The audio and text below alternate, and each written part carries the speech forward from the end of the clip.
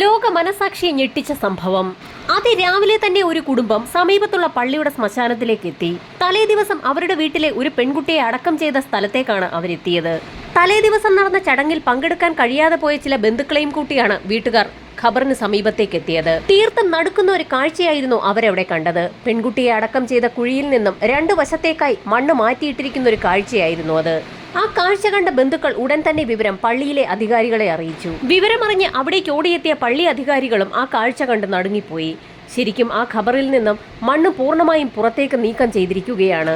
എന്തോ ഒരു അസ്വാഭാവികത തോന്നിയ പള്ളി കമ്മിറ്റിക്കാർ ഉടൻ തന്നെ വിവരം സമീപത്തുണ്ടായിരുന്ന പോലീസ് സ്റ്റേഷനിൽ അറിയിച്ചു. പോലീസ് സ്റ്റേഷനിൽ വിവരമറിഞ്ഞ ഉടൻ തന്നെ ഒരു സംഘം പോലീസുകാർ സംഭവസ്ഥലത്തേക്ക് എത്തി. ഉന്നത അധികാരികളും പള്ളിക്കമ്മിറ്റിക്കാരും മരണപ്പെട്ട പെൺകുട്ടിയുടെ ബന്ധുക്കളും ചേർന്ന് ഒടുവിൽ ഒരു തീരുമാനത്തിലെത്തി. ഖബർ തുറന്ന് പരിശോധിക്കുക എന്നുള്ളതായിരുന്നു നിർണായകമായ ആ തീരുമാനം. ഖബറിൽ നിന്ന് മണ്ണ് പൂർണ്ണമായും നീക്കം ചെയ്ത സമയത്ത് പോലീസുകാരും പള്ളിക്കമ്മിറ്റിക്കാരും പെൺകുട്ടിയുടെ ബന്ധുക്കളും അക്ഷരാർത്ഥത്തിൽ നടുങ്ങിപ്പോയി. തൊട്ട് തലേ ദിവസം വൈകുന്നേരം അവിടെ അടക്കം ചെയ്ത പെൺകുട്ടിയുടെ മൃതദേഹം കാണാനില്ല. തലേ ദിവസം ചടങ്ങുകൾ പൂർത്തിയാക്കി എല്ലാവരും ശ്മശാനത്തിൽ നിന്ന് പോയ സമയത്ത് ഏതോ ചില വ്യക്തികൾ ചേർന്ന് ആ മൃതദേഹം അവിടെ നിന്നും എടുത്തുകൊണ്ട് പോയതാണെന്ന് പോലീസ് നിഗമനത്തിലെത്തി. ഡെഡ് ബോഡി കൊണ്ട് ആർക്കെന്ത് പ്രയോജനമെന്ന് ചിന്തിച്ച പോലീസിന് ഒരു സംശയം തോന്നി. ഏതെങ്കിലും പ്രൈവറ്റ് ഹോസ്പിറ്റലുകാർ ചേർന്ന് നടത്തിയ ഒരു വലിയ തട്ടിപ്പാണോ ഇതെന്നറിയാൻ തന്നെ പോലീസ് തീരുമാനിച്ചു. അതിന്റെ ഭാഗമായി സമീപത്തുള്ള മെഡിക്കൽ കോളേജുകളൊക്കെ കേന്ദ്രീകരിച്ച് ഒരു അന്വേഷണം നടത്തി. പ്രദേശത്ത് താമസിക്കുന്ന ആളുകളെയും ബന്ധുക്കളെയും ഒക്കെ വിശദമായി തന്നെ പോലീസ് സംഘം ചോദ്യം ചെയ്തു. പോലീസിന്റെ ചോദ്യം ചെയ്യലിനിടയിൽ തലേ ദിവസത്തെ ചടങ്ങിൽ പങ്കെടുത്ത ഒരു വ്യക്തി ചില നിർണായക കാര്യങ്ങൾ പോലീസിനോട് പറഞ്ഞു. ഖബറടക്കം നടക്കുന്ന സമയത്ത് രണ്ട് ചെറുപ്പക്കാരെ സംശയാസ്പദമായ നിലയിൽ അയാൾ കണ്ടിരുന്നു. ഖബറടക്കത്തിൽ പങ്കെടുക്കാതെ ദൂരെ മാറി നിന്ന് ആ കാഴ്ചകളൊക്കെ കണ്ടുകൊണ്ട് നിൽക്കുന്ന അവരെ കണ്ടപ്പോൾ അയാൾക്ക് ചില സംശയങ്ങളും തോന്നിയിരുന്നു. ഈ സമയത്തായിരുന്നു പള്ളി ശ്മശാനത്തിന്റെ സൂക്ഷിപ്പുകാരൻ മറ്റൊരു കാര്യം പോലീസിനോട് പറയുന്നത്. അതേ ചെറുപ്പക്കാരെ കയ്യിൽ മൺവെട്ടിയുമായി പള്ളി ശ്മശാനത്തിന് മുൻപിലുള്ള റോഡിലൂടെ പലതവണ അങ്ങോട്ടും ഇങ്ങോട്ടും നടക്കുന്ന കാഴ്ച ആ ശ്മശാനത്തിന്റെ സൂക്ഷിപ്പുകാരനും കണ്ടിരുന്നു. ആ സമയത്ത് അതിൽ വലിയ അസ്വാഭാവികത ഒന്നും തോന്നിയില്ലെങ്കിലും ഇപ്പോൾ ഇങ്ങനെ ഒരു സംഭവം നടന്നപ്പോൾ അതിലെന്തോ ചില കാര്യങ്ങൾ ഉണ്ടോ എന്ന് അയാൾക്ക് സംശയമുണ്ടെന്നായിരുന്നു അയാൾ പോലീസിനെ അറിയിച്ചത്. ഫർമാൻ എന്നും ആരിഫ് എന്നും വിളിക്കുന്ന രണ്ട് സഹോദരന്മാരെയാണ് അവർക്ക് സംശയമെന്ന് നാട്ടുകാർ പറഞ്ഞതിനെ തുടർന്ന് പോലീസ് സംഘം അവരെ കേന്ദ്രീകരിച്ച് ഒരു അന്വേഷണം നടത്തി. പള്ളിക്ക് സമീപത്ത് തന്നെയാണ് അവർ താമസിക്കുന്നത്. അവരുടെ വീട്ടിൽ അവരെ കൂടാതെ അച്ഛനും അമ്മയും സഹോദരിയുമുണ്ട്. ആ സഹോദരങ്ങളെക്കുറിച്ച് പള്ളിക്കമ്മിറ്റിക്കാർക്ക് അത്ര നല്ല അഭിപ്രായമൊന്നും ഉണ്ടായിരുന്നില്ല. എന്നിരുന്നാലും നാട്ടുകാരെയും പള്ളിക്കമ്മിറ്റിക്കാരെയും ഒക്കെ കൂട്ടി തന്നെ പോലീസ് സംഘം ആരിഫിന്റെ വീട്ടിലേക്ക് പുറപ്പെട്ടു. അയാളുടെ വീട്ടിലെത്തി കോളിംഗ് ബെൽ അടിച്ച സമയത്ത് ആരിഫിന്റെ പിതാവാണ് പുറത്തേക്ക് വന്നത്. ആരിഫ് അകത്തുണ്ടെന്നും അയാൾ ഉറങ്ങുകയാണെന്നും ആ പിതാവ് പോലീസിനോട് പറഞ്ഞു. പോലീസ് സംഘം ഉടൻ തന്നെ വീടിനകത്തേക്ക് കയറി. അപ്രതീക്ഷിതമായി വീടിനുള്ളിൽ പോലീസിനെ കണ്ടപ്പോൾ ആരിഫ് ഒന്ന് പതറി. ആരിഫ് അലിയുടെ വീടിനുള്ളിൽ പോലീസ് സംഘം പരിശോധന നടത്തി. ആ സമയത്താണ് അടഞ്ഞുകിടക്കുന്ന ഒരു മുറി കണ്ടത്. അത് പുറത്തുനിന്ന് പൂട്ടിയിരിക്കുകയാണെന്ന് മനസ്സിലാക്കിയ പോലീസ് സംഘം ആരിഫിനോട് ആ മുറി തുറക്കാൻ ആവശ്യപ്പെട്ടു. പോലീസ് ആവശ്യപ്പെട്ടപ്പോൾ തന്നെ അയാൾ ആ മുറി തുറന്നു കൊടുത്തു. ആ മുറിക്കുള്ളിലേക്ക് കയറിയ പോലീസ് സംഘം മേശപ്പുറത്ത് ഒരു പാത്രത്തിൽ ഇറച്ചിക്കറി ഇരിക്കുന്നതാണ് കണ്ടത്. മേശയുടെ ഒരു ഭാഗത്തായി ഇറച്ചിയൊക്കെ വെട്ടുന്ന ഒരു തടിക്കഷ്ണവും ഇരിപ്പുണ്ട്. തടിക്കഷ്ണത്തിന് പുറത്തായി ഒരു കത്തിയും സമീപത്ത് ഒരു കോടാലിയും ഇരിപ്പുണ്ട്. ആ തടിക്കഷ്ണത്തിലും കത്തിയിലും കോടാലിയും ഒക്കെ നെയ്യുടെ അംശം പറ്റിപ്പിടിച്ചിട്ടുണ്ടെന്ന് പോലീസിന് മനസ്സിലായി. ആ കാഴ്ചയൊക്കെ കണ്ടുകൊണ്ട് നിൽക്കുന്നതിനിടയിലാണ് പോലീസ് മറ്റൊരു കാര്യം ശ്രദ്ധിച്ചത്. മേശയുടെ അടിയിൽ നിന്നും ഒരുപാട് ഉറുമ്പിൻ കൂട്ടങ്ങൾ സമീപത്തുണ്ടായിരുന്ന കട്ടിലിന്റെ അടിഭാഗത്തേക്ക് പോകുന്നു. ആ കാഴ്ച കണ്ട പോലീസുകാർ ആ കട്ടിലിന്റെ അടിഭാഗം ഒന്ന് പരിശോധിച്ചു. കട്ടിലിനടിയിൽ വലിയ രണ്ട് ചാക്കുകെട്ടുകൾ കിടക്കുന്ന കാഴ്ചയായിരുന്നു പോലീസ് കണ്ടത്. പോലീസ് സംഘം ആ വലിയ രണ്ട് ചാക്കുകെട്ടുകളും കട്ടിലിന് പുറത്തേക്കെടുത്ത് പരിശോധിച്ചു നോക്കി. ആ രണ്ട് ചാക്കുകെട്ടിനുള്ളിലും വളമായിരുന്നു. എന്തുകൊണ്ടായിരിക്കാം വളം കട്ടിലിനടിയിൽ സൂക്ഷിക്കുന്നതെന്ന് പോലീസുകാർക്ക് സംശയം തോന്നി. ഈ സമയത്തായിരുന്നു മറ്റൊരു പോലീസുകാരൻ നടുക്കുന്ന ഒരു കാഴ്ച കണ്ടത്. കട്ടിലിനടിയിൽ മറ്റൊരു വലിയ ബാഗ് കൂടി ഇരിക്കുന്നു. ആ ബാഗ് പൂർണ്ണമായും ഉറുമ്പരിച്ച നിലയിലാണ്. കട്ടിലിനടിയിൽ നിന്നും ആ ബാഗ് കൂടി വലിച്ച് പുറത്തേക്കിട്ട പോലീസുകാർ ആ ബാഗിന്റെ സിബ് ഒന്ന് തുറന്നു നോക്കി. തീർത്തും നടുക്കുന്ന ഒരു കാഴ്ചയായിരുന്നു ബാഗിനുള്ളിൽ പോലീസുകാർ കണ്ടത്. ഉടൻ തന്നെ ആ ബാഗുമായി പോലീസ് സംഘം ആരിഫിന്റെ വീടിന് പുറത്തേക്കിറങ്ങി. വീടിന് ചുറ്റും പള്ളിക്കമ്മിറ്റിക്കാരും നേരത്തെ മരണപ്പെട്ട പെൺകുട്ടിയുടെ ബന്ധുക്കളും ഒക്കെ ഉണ്ടായിരുന്നു. അവർക്ക് മുൻപിലേക്ക് ആരിഫ് അലിയെ കൊണ്ട് തന്നെ പോലീസ് സംഘം ആ ബാഗ് പൂർണ്ണമായും തുറന്നു വെപ്പിച്ചു. തീർത്തും അമ്പരപ്പിക്കുന്ന കാഴ്ച കണ്ട് നാട്ടുകാരും പള്ളിക്കമ്മിറ്റിക്കാരും ഒക്കെ നടുങ്ങിപ്പോയി. കാണാതെ പോയ ആ പെൺകുട്ടിയുടെ ഡെഡ് ബോഡി അതാ ബാഗിനുള്ളിൽ ഇരിക്കുന്നു. പോലീസ് സംഘം ഉടൻ തന്നെ ഒരു പാ സംഘടിപ്പിച്ച് ആ പായുടെ മുകളിലേക്ക് ആരിഫ് അലിയെ കൊണ്ട് തന്നെ ആ പെൺകുട്ടിയുടെ മൃതദേഹം എടുത്തു വെപ്പിച്ചു. പെൺകുട്ടിയുടെ മൃതദേഹം പായുടെ മുകളിൽ കിടത്തിയ സമയത്തായിരുന്നു ശരിക്കും ആളുകളൊക്കെ ഒന്നുകൂടി ഞെട്ടിയത്. ആ മൃതദേഹത്തിന്റെ ഇടതുഭാഗത്തെ കാല് കാണാനില്ല. ആ കാല് പൂർണ്ണമായും അരിഞ്ഞെടുത്ത നിലയിലായിരുന്നു. പടിഞ്ഞാറൻ പ്രവിശ്യയിലെ തന്നെ വളരെ പേരുകേട്ട ഒരു പള്ളിയുടെ ശ്മശാനത്തിൽ നടന്ന ആ സംഭവം നാട്ടുകാരെ ആകെ ഉലച്ചു.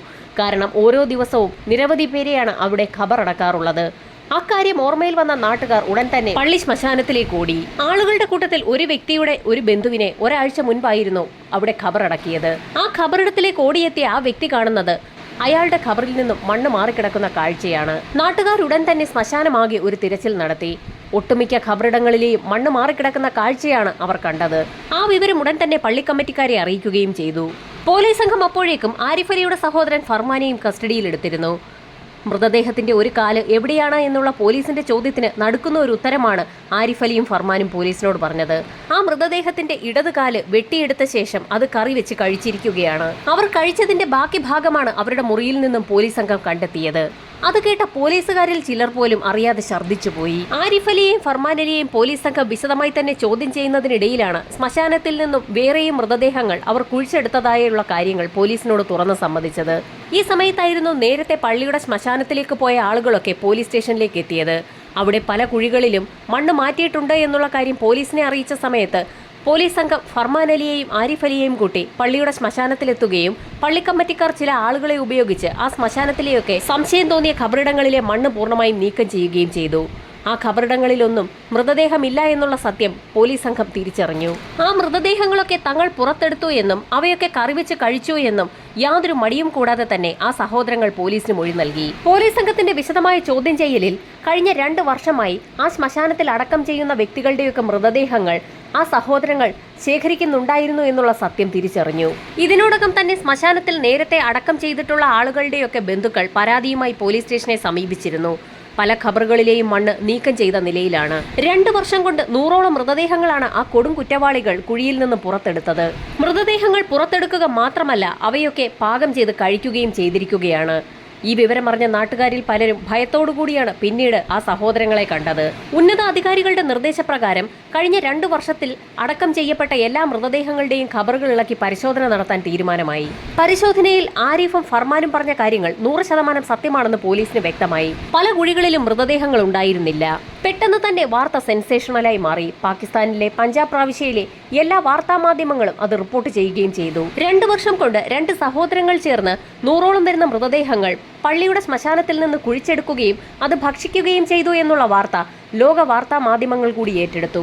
ആരിഫിന്റെയും ഫർമാന്റെയും അറസ്റ്റ് രേഖപ്പെടുത്തിയ പോലീസ് സംഘം വിശദമായ ചോദ്യം ചെയ്യലുകൾക്കൊടുവിൽ അന്വേഷണം പൂർത്തിയാക്കി കുറ്റപത്രം കോടതിയിൽ സമർപ്പിച്ചു. വിചാരണ തുടങ്ങുമ്പോഴാണ് വലിയൊരു പ്രശ്നം കോടതിയിലുണ്ടായത്. ആരിഫും ഫർമാനും ചെയ്ത കുറ്റം എന്താണെന്നായിരുന്നു കോടതി പ്രോസിക്യൂഷനോട് ചോദിച്ചത്. സഹോദരന്മാർ ചേർന്ന് മൃതദേഹങ്ങൾ കുഴിച്ചെടുത്ത് ഭക്ഷിച്ച കാര്യം പ്രോസിക്യൂഷൻ കോടതിയെ അറിയിച്ച സമയത്തായിരുന്നു ചില ഞെട്ടിക്കുന്ന കാര്യങ്ങൾ കോടതി പ്രോസിക്യൂഷനെ അറിയിക്കുന്നത്. സാധാരണയായി എല്ലാ മനുഷ്യരും ഏതെങ്കിലും മൃഗങ്ങളെയോ പക്ഷികളെയോ ഒക്കെ കൊന്നതിന് ശേഷം അതിന്റെ ഡെഡ് ബോഡി തന്നെയാണ് ഭക്ഷിക്കാറുള്ളത്. ഇവിടെ കുറ്റം ആരോപിക്കപ്പെട്ട സഹോദരന്മാർ ആരെയും കൊന്നിട്ടില്ല, മൃതദേഹം ഭക്ഷിക്കുക മാത്രമാണ് ചെയ്തിരിക്കുന്നത്. അതുകൊണ്ട് അതെങ്ങനെ അത്ര വലിയ കുറ്റമാകുമെന്നായിരുന്നു കോടതിയുടെ നിർണായക ചോദ്യം. മനുഷ്യന്റെ മൃതദേഹം ഭക്ഷിക്കാൻ പാടില്ല എന്നുള്ള ഒരു കാര്യം അവിടുത്തെ ഭരണഘടന ഉണ്ടാക്കിയ സമയത്ത് പോലും, പാകിസ്ഥാനിലെ ഭരണഘടന ഉണ്ടാക്കിയ സമയത്തൊന്നും അതിൽ പറഞ്ഞിട്ടുമില്ല. അതുകൊണ്ട് തന്നെ ആരിഫിനും ഫർമാനും വെറും 2 വർഷത്തെ ശിക്ഷ മാത്രമാണ് കോടതി വിധിച്ചത്. ആ ശിക്ഷ വിധിച്ചിരിക്കുന്നത് തന്നെ ചില പ്രത്യേക കാരണങ്ങൾ കൊണ്ടാണ്. ഒരു ശ്മശാനത്തിൽ അടക്കം ചെയ്ത മൃതദേഹങ്ങൾ പുറത്തെടുത്ത് അത് ഭക്ഷണത്തിന് ഉപയോഗിക്കുമ്പോൾ അത് സമൂഹത്തിൽ ചില ഭയപ്പാടുകൾ ഉണ്ടാക്കും. അങ്ങനെ സമൂഹത്തെ ഭയപ്പെടുത്താൻ അവരുടെ പ്രവർത്തികൾ കാരണമായി എന്നുള്ള ഒറ്റ കാരണം കൊണ്ടാണ് 2 വർഷത്തെ ശിക്ഷ അവർക്ക് കോടതി വിധിച്ചത്. മറ്റൊരു കാര്യം, മൃതദേഹങ്ങളോട് കാണിക്കേണ്ട ഒരു ആദരവ് അവർ കാണിച്ചിട്ടില്ല എന്നുള്ളതാണ്. കോടതി അവർക്ക് വിധിച്ച ശിക്ഷ ലോക ജനതകൾക്കിടയിൽ വലിയ ചർച്ചകൾക്ക് വഴിവെച്ചു. ചർച്ചകൾ നടക്കുന്നതിനിടയിൽ നേരത്തെ സഹോദരങ്ങൾ ചേർന്ന് ഒരു കാൽ ഭക്ഷിച്ച ആ പെൺകുട്ടിയുടെ മൃതദേഹം വീണ്ടും ബന്ധുക്കൾ ചേർന്ന് ഖബറടക്കി. അങ്ങനെ ഏതാനും നാളുകൾക്ക് ശേഷം പഞ്ചാബ് പ്രവിശ്യയിൽ തന്നെയുള്ള ഒരു വ്യക്തി ഒരു പരാതിയുമായി പോലീസ് സ്റ്റേഷനിലെത്തി. അയാളുടെ വീടിന് സമീപത്തുള്ള ഒരു വീട്ടിൽ നിന്നും പലപ്പോഴും രൂക്ഷമായ ഗന്ധം വമിക്കുന്നു എന്നുള്ളതായിരുന്നു ആ വ്യക്തി പോലീസ് സ്റ്റേഷനിൽ നൽകിയ പരാതി. അയാൾ തന്റെ പരാതി പലപ്പോഴും ആ വീട്ടുകാരെ അറിയിച്ചെങ്കിൽ പോലും ആ വീട്ടുകാരത് മൈൻഡ് ചെയ്യാത്ത സാഹചര്യത്തിലാണ് ആ വ്യക്തി പരാതിയുമായി പോലീസിനെ സമീപിച്ചത്. പരാതി ഫയലിൽ സ്വീകരിച്ച പോലീസ് സംഘം ഉടൻ തന്നെ ആ വ്യക്തിയെയും കൂട്ടി ആ വീട്ടിലേക്ക് എത്തി. പോലീസ് സംഘം കോളിംഗ് ബെൽ അമർത്തിയ സമയത്ത് പ്രായമുള്ള ഒരു സ്ത്രീയാണ് പുറത്തേക്ക് ഇറങ്ങി വന്നത്. അവരോട് ആ വീട്ടിൽ നിന്ന് രൂക്ഷഗന്ധം വമിക്കുന്നതിനെ കുറിച്ച് ചോദിച്ചപ്പോൾ ആ സ്ത്രീ ഒന്നും തന്നെ മറുപടി പറഞ്ഞില്ല. അവരിൽ നിന്ന് മറുപടിയൊന്നും ലഭിക്കാത്ത സാഹചര്യത്തിൽ പോലീസുകാർ ആ വീടിനുള്ളിലേക്ക് കയറി പരിശോധന ആരംഭിച്ചു. ഓരോ മുറികളിലായി പോലീസ് സംഘം പരിശോധന നടത്തുന്നതിനിടയിൽ ഒരു പോലീസുകാരൻ അടുക്കളയിലേക്ക് കയറി അവിടെ പരിശോധന നടത്തി. അടുക്കളയിലേക്ക് കയറിയ നിമിഷത്തിൽ തന്നെ നടുക്കുന്ന ഒരു കാഴ്ചയാണ് പോലീസുകാരൻ കണ്ടത്. ആ വീട്ടിലെ സ്റ്റൗവിന് മുകളിൽ ഒരു പാത്രം വെള്ളമിരുന്ന് തിളയ്ക്കുകയാണ്. അതിനു സമീപത്തായി ഒരു പലകയുടെ പുറത്ത് ഒരു തലയിരിക്കുന്നു. തനിക്ക് തോന്നിയതാകാമെന്ന് കരുതി ആ കാഴ്ചയിലേക്ക് തന്നെ പോലീസുകാരൻ ഒന്നുകൂടി നോക്കി. അതൊരു മനുഷ്യന്റെ തലയാണെന്ന് മനസ്സിലാക്കിയ നിമിഷം തന്നെ ആ പോലീസുകാരൻ അറിയാതെ അലറി വിളിച്ചുപോയി. അയാളുടെ ശബ്ദം കേട്ടുകൊണ്ട് മറ്റുള്ള പോലീസുകാർ കൂടി അടുക്കള ഭാഗത്തേക്ക് ഓടിയെത്തി. 3-4 ദിവസത്തെ പഴക്കമുള്ള ഒരു മനുഷ്യന്റെ തലയായിരുന്നു അത്. ഓടി വന്ന പോലീസുകാരുടെ കൂട്ടത്തിൽ ആ വീട്ടുടമസ്ഥയും ഉണ്ടായിരുന്നു. അവരോട് പോലീസ് സംഘം പല കാര്യങ്ങളും ചോദിച്ചെങ്കിലും അവർ പരസ്പര ബന്ധമില്ലാതെ എന്തൊക്കെയോ കാര്യങ്ങളാണ് പോലീസിനോട് പറഞ്ഞത്. ആ സ്ത്രീക്ക് മെന്റലായി കുറച്ച് പ്രശ്നമുള്ള വ്യക്തിയാണെന്ന് ഉടൻ തന്നെ അയൽവാസി പോലീസിന് മൊഴി നൽകി. ഈ സമയത്തായിരുന്നു ആ വീടിനുള്ളിലേക്ക് അപ്രതീക്ഷിതമായി ഒരു ചെറുപ്പക്കാരൻ കടന്നു വന്നതും പോലീസിനെ കണ്ടുകൊണ്ട് അയാൾ ഓടി രക്ഷപ്പെടാൻ ശ്രമിച്ചതും. ഓടി രക്ഷപ്പെടാൻ ശ്രമിച്ച ആ ചെറുപ്പക്കാരനെ പോലീസ് സംഘം പിടികൂടുകയും അടുക്കളയിൽ കണ്ട മൃതദേഹത്തിന്റെ തലയെക്കുറിച്ച് അന്വേഷിക്കുകയും ചെയ്തു. അത് തങ്ങൾ കറി വെക്കുന്നതിന് വേണ്ടി എടുത്തതാണെന്ന് അയാൾ പോലീസിന് മൊഴി നൽകിയപ്പോൾ പോലീസുകാർ ആകെ അമ്പരന്നു. ഈ സമയത്തായിരുന്നു കൂട്ടത്തിലൊരു പോലീസുകാരൻ ആ ചെറുപ്പക്കാരനോട് പേര് ചോദിക്കുന്നത്. ആരിഫ് അലി എന്നാണ് തന്റെ പേരെന്ന് ആ ചെറുപ്പക്കാരൻ പറഞ്ഞ നിമിഷത്തിൽ തന്നെ പോലീസുകാർ പകച്ചു നിന്നുപോയി. 2 വർഷങ്ങൾക്ക് മുൻപ് ശ്മശാനത്തിൽ നിന്ന് മൃതദേഹങ്ങൾ കുഴിച്ചെടുക്കുകയും അവ ഭക്ഷിക്കുകയും ചെയ്തതിന്റെ പേരിൽ പോലീസ് സംഘം തന്നെ കസ്റ്റഡിയിലെടുക്കുകയും പിന്നീട് കോടതി 2 വർഷത്തേക്ക് ശിക്ഷ വിധിക്കുകയും ചെയ്ത ആരിഫ് അലിയാണ് തങ്ങൾക്ക് മുൻപിൽ നിൽക്കുന്നതെന്നുള്ള സത്യം പോലീസിന് മനസ്സിലായി. ലോക ജനതയെ മുഴുവൻ പിടിച്ചുകുലുക്കിയ ആരിഫ് അലിയും കുടുംബവുമാണ് കഴിഞ്ഞ ഏതാനും നാളുകളായി തങ്ങൾക്കിടയിൽ ജീവിച്ചിരുന്നതെന്ന് അറിഞ്ഞ നാട്ടുകാർ പോലും അമ്പരന്നു. അടുക്കളയിൽ കണ്ട മൃതദേഹത്തിന്റെ ബാക്കി ഭാഗങ്ങൾ എവിടെയെന്ന് പോലീസ് സംഘം ഉടൻ തന്നെ ആരിഫ് അലിയോട് ചോദിച്ചു. ആ മൃതദേഹത്തിന്റെ തലയൊഴികെയുള്ള ഭാഗങ്ങൾ തങ്ങൾ കറിവെച്ച് കഴിച്ചു എന്ന് ആരിഫ് അലി പോലീസിന് മൊഴി നൽകി. എന്താണോ കേൾക്കരുതെന്ന് പോലീസ് സംഘവും നാട്ടുകാരും ആഗ്രഹിച്ചത് അക്കാര്യമാണ് ആരിഫ് അലിയുടെ വായിൽ നിന്നും പുറത്തു വന്നിരിക്കുന്നത്. പോലീസ് സംഘം നിർദ്ദേശം നൽകിയതിനെ തുടർന്ന് ഉന്നതാധികാരികളും ഫോറൻസിക് സംഘവും സംഭവസ്ഥലത്തേക്ക് എത്തി. ഫോറൻസിക് സംഘത്തിന്റെ പരിശോധനയിൽ ഏകദേശം 5 ദിവസത്തെ മാത്രം പഴക്കമുള്ള ഒരു മൃതദേഹത്തിൽ നിന്നുള്ള തലയാണതെന്ന് വ്യക്തമായി. ആരിഫ് അലിയുടെ സഹോദരൻ ഫർമാനെയും കസ്റ്റഡിയിലെടുത്ത പോലീസ് സംഘം ആ മൃതദേഹം എവിടെ നിന്നാണോ കുഴിച്ചെടുത്തത് അവിടെ എത്തി വിശദമായ തെളിവ് ശേഖരണം നടത്തി. കുറ്റപത്രം പൂർത്തിയാക്കി വീണ്ടും 2 പ്രതികളെയും കോടതിയിൽ ഹാജരാക്കി. മൃതദേഹം പാകം ചെയ്യുന്ന ഭക്ഷിക്കുന്ന അവർ ജയിലിലായിരുന്ന സമയത്ത് എന്തായിരിക്കാം ഭക്ഷിച്ചിരുന്നതെന്ന് നാട്ടുകാർക്കും മാധ്യമങ്ങൾക്കുമൊക്കെ സംശയം തോന്നി. ആദ്യകാലത്തൊക്കെ ചത്തുപോയ നായ്ക്കളുടെയും മറ്റു മൃഗങ്ങളുടെയും ഒക്കെ ഡെഡ് ബോഡിയായിരുന്നു ആ വ്യക്തികൾ കഴിച്ചിരുന്നത്. ഇത്തവണ ആരിഫ് അലിയെയും ഫർമാൻ അലിയെയും കുടുക്കുന്ന തരത്തിലുള്ള തെളിവ് ശേഖരണം നടത്തിയായിരുന്നു പോലീസ് സംഘം കുറ്റപത്രം കോടതിയിൽ സമർപ്പിച്ചത്. അതിന് ഫലമുണ്ടായെന്ന് തന്നെ പറയാം. ഇരുവരെയും വീണ്ടും പുറത്തുവിട്ടാൽ നാട്ടിൽ ക്രമസമാധാന പ്രശ്നങ്ങൾ ഉണ്ടാകുമെന്നത് കണക്കിലെടുത്ത് കോടതി 12 വർഷത്തെ തടവ് ശിക്ഷയാണ് ഇരുവർക്കും വിധിച്ചത്. കഴിഞ്ഞ ഏതാനും വർഷങ്ങളിലെ ജയിലിലുള്ള അവരുടെ ജീവിതം കണക്കിലെടുത്ത് അവരുടെ ശിക്ഷയിൽ 1 വർഷത്തെ ഇളവ് കൂടി കോടതി വരുത്തി. അങ്ങനെ 11 വർഷത്തെ ജയിൽ ശിക്ഷ പൂർത്തിയാക്കി ഏതാനും ദിവസങ്ങൾക്കകം തന്നെ ആരിഫ് അലിയും ഫർമാൻ അലിയും പുറത്തുവരും. പുറത്തിറങ്ങുന്ന സഹോദരന്മാർ വീണ്ടും ഡെഡ് ബോഡികൾ കുഴിച്ചെടുത്ത് ഭക്ഷിക്കുമോ എന്നുള്ള കാര്യത്തിൽ ഉറപ്പുവരുത്തുന്നതിനായി കഴിഞ്ഞ 11 വർഷത്തെ അവരുടെ ജയിൽ ജീവിതം സംബന്ധിച്ചുള്ള എല്ലാ തെളിവുകളും ശേഖരിക്കുന്ന തിരക്കിലാണ് നാട്ടുകാരും മാധ്യമങ്ങളും. ഇരുവർ സംഘം പുറത്തിറങ്ങുന്നത് വലിയ ഭയപ്പാടോടുകൂടിയാണ് ഒരു ജനത ഉറ്റുനോക്കുന്നത്.